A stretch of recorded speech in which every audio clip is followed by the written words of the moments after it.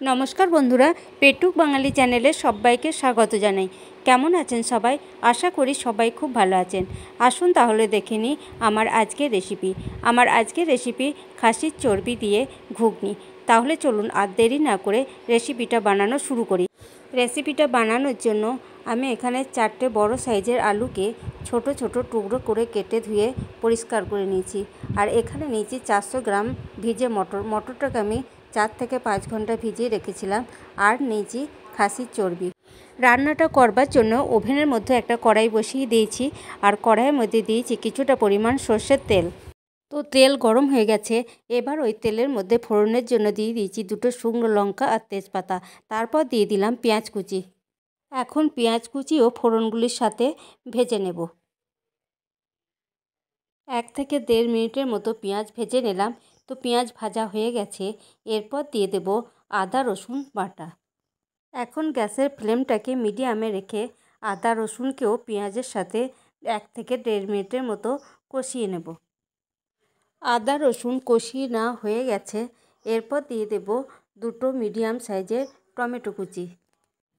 Tomato কুচিও এখন সব উপকরণগুলির সাথে ভেজে নেব যতক্ষণ না টমেটোর কাঁচা গন্ধ চলে যাচ্ছে। টমেটো যাতে তাড়াতাড়ি নরম হয়ে যায় তার জন্য দিয়ে দিলাম পরিমাণ মতো লবণ। এইগুলি ভালো করে কষাবার জন্য দিয়ে দিলাম আদা রসুন বাটার বাটি ধোয়া জল। কিছুক্ষণ কষিয়ে নেবার পর অল্প একটু জল থাকা অবস্থায় এখানে কিছু শুকনো মশলা অ্যাড করব। এখানে আছে হলুদ গুঁড়ো, জিরে গুঁড়ো, ধনে গুঁড়ো, লঙ্কা গুঁড়ো, কাশ্মীরি লঙ্কা গুঁড়ো। এখন মশলাগুলিকে 2 থেকে 3 মিনিট ধরে অল্প অল্প করে জল দিয়ে কষিয়ে নেব। যত মশলা কষানো হবে রান্নার স্বাদও তত বেশি হবে। মশলা কষানো হয়ে গেছে। তো দেখুন মশলা থেকে তেল ছাড়তে শুরু করেছে।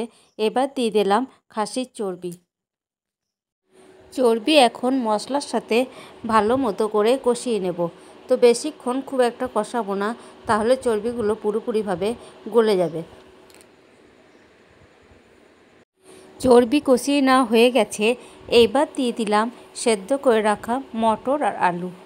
বাড়িতে যখন খাসির চর্বি আনবেন তখন অন্তত একবার হলেও এইভাবে বানিয়ে খেয়ে দেখবেন।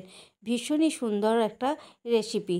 তো যাই হোক, আলু ও মটর এবার সব কিছুর সাথে ভালো করে কষিয়ে নেব। আলু মটর কষিয়ে নেওয়া হয়ে গেছে। এরপর দিয়ে দেব পরিমাণ মতো জল। নাড়াচাড়া করে সব কিছু জলের সাথে মিশিয়ে নেব। এখন স্বাদ অনুযায়ী দিয়ে দিলাম চিনি।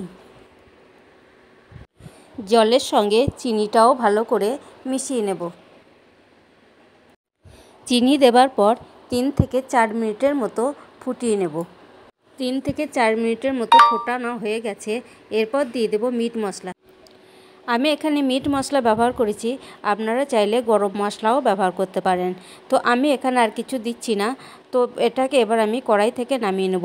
আর এটাকে বেশি আর টানাবও না, কারণ ঠান্ডা হলে অনেকটাই জমে যাবে। তৈরি করে নিলাম খাসির চর্বি দিয়ে ঘুগনি। তো কেমন লাগলো আমার এই রেসিপিটি? যদি রেসিপিটি ভালো লেগে থাকে তাহলে অবশ্যই লাইক কমেন্ট শেয়ার করবেন আর চ্যানেলটিকে সাবস্ক্রাইব করে পাশে থাকবেন।